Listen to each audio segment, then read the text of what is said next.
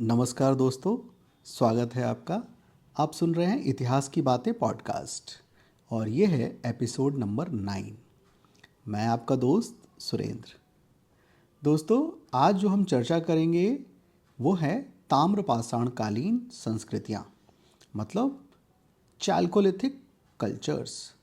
ताम्रपाषाण बस्तियाँ यानी कि चाल्कोलिथिक सेटलमेंट्स, ताम्रपाषाण कालीन चरण के महत्व अर्थात इम्पॉर्टेंस ऑफ चाल्कोलिथिक फेज, ताम्रपाषाण संस्कृतियों की सीमाएं अर्थात लिमिटेशंस ऑफ चाल्कोलिथिक कल्चर्स, और ताम्र भांडार और गेरुए रंग के मिट्टी के बर्तनों का चरण मतलब the copper hoards and Archer colour portray phase OCPH।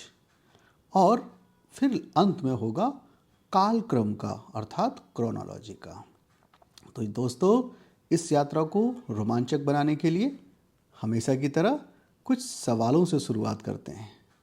इन सवालों को का जवाब ढूंढते हुए हम समझेंगे, जानेंगे, तो बने रहिए हमारे साथ। तो चलिए शुरू करते हैं। पहला सवाल है, ताम्रपाषाण संस्कृति क्या थी और उसका क्या महत्व था? चाल्कोलिथिक कल्चर क्या थी और उसकी सिग्निफिकेंस? दोस्तों, आइए समझते हैं। ताम्रपाषाण संस्कृति वह युग था जब मानव ने तांबे अर्थात कॉपर और पत्थर स्टोन दोनों का उपयोग किया।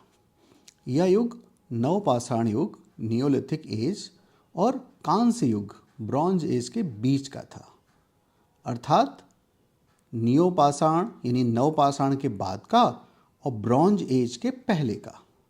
तो ताम्रपाषाण युग में लोग खेती करते थे, स्थायी बस्तियां बसाते थे और तांबे के औजारों और हथियारों का उपयोग करते थे। तो जैसे पिछले क्लास में हमने देखा, पिछले पॉडकास्ट में देखा था नवपाषाण युग के बारे में, तो ये युग उससे थोड़ा एडवांस है। इसमें स्टोन के साथ साथ पहला जो मेटल यूज किया गया वो था कॉपर, इसीलिए इसको कॉपर का युग अर्थात तांबे का युग या ताम्रपाषाण संस्कृति कहते हैं। तो पत्थर तो यूज हो ही रहे थे, नया मेटल आ गया तांबा, कॉपर। अगला सवाल है, ताम्रपाषाण बस्तियां कहाँ कहाँ स्थित थीं? तो हमें इनके सेटलमेंट के बारे में जानना है कि चाल्कोलिथिक सेटलमेंट्स भारत में कहाँ कहाँ थे।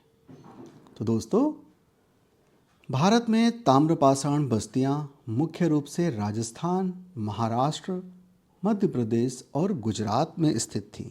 ये बस्तियां नदी घाटियों और पहाड़ी क्षेत्रों में स्थित हुआ करती थीं, जैसे मालवा, झोकर, कायथा और आहड़ ताम्रपाषाण बस्तियों के प्रमुख उदाहरण हैं।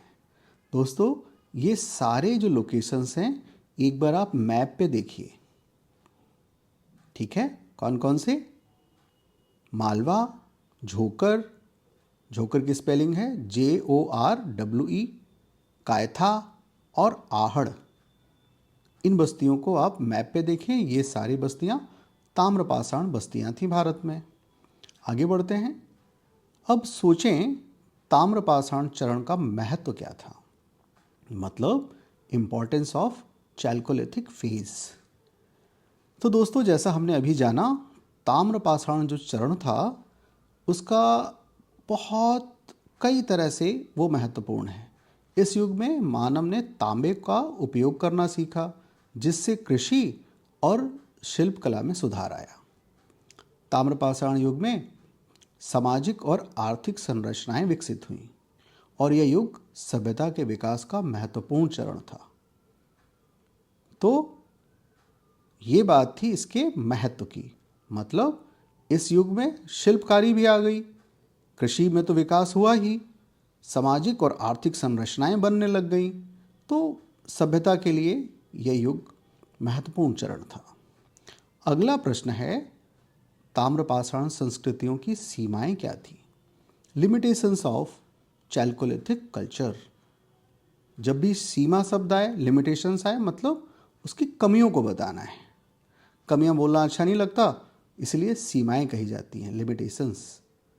तो ताम्रपाषाण संस्कृतियाँ कुछ सीमाओं के साथ थीं। तांबे का उपयोग तो किया गया, लेकिन कांस्य यानी ब्रॉन्ज की तुलना में यह कम टिकाऊ था, लचीला था ये।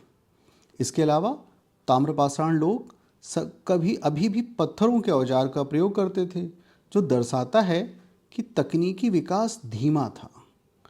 ताम्रपाषाण समाज में सामाजिक असमानताएं भी आ चुकी थी। ये बाद के युगों में और अधिक स्पष्ट होंगी। सामाजिक असमानताएं तो बच्चों कब से आने लगी हैं? जब से कृषि क्रांति हुई, यानी कि नवपाषाण युग से ही आने लगी हैं। क्योंकि कृषि क्रांति हुई, उससे सरप्लस क्रिएट हुआ तो निजी संपत्तियां बनने लग गईं। प्राइवेट प्रॉपर्टी बनते ही समाज में असमानताएं आ गई हैं। तो इस युग तक आते आते, ताम्रपाषाण युग तक आते आते ये और अधिक गहरी हो गई, और आने वाले युगों में तो मित्रों आपको पता है ये अत्यधिक गहरी हो जाएंगी। तो दोस्तों अब विचार करें ताम्रपाषाण या ताम्र भंडार और गेरुए रंग की मिट्टी के बर्तनों का चरण, यानी कि कॉपर होर्ड्स एंड ऑर्चे कलर्ड पोट्री फेज क्या है। तो ताम्र भंडार और गेरुए रंग के मिट्टी के बर्तन का चरण ताम्रपाषाण युग का एक महत्वपूर्ण हिस्सा है। तो याद रखना है प्री एग्जाम के लिए।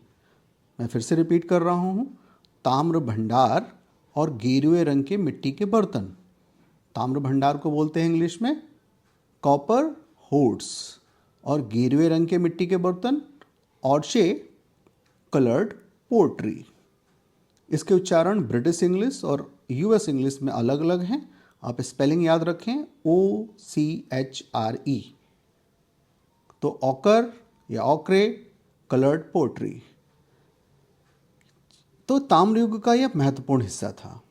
ताम्र भंडारों में तांबे के औजार, हथियार और अन्य वस्तुएं मिलती हैं जो इस युग के लोगों के तकनीकी विकास को दर्शाती हैं। गेरुए रंग के मिट्टी के बर्तन इस युग की कला और संस्कृति का प्रतिनिधित्व करते हैं।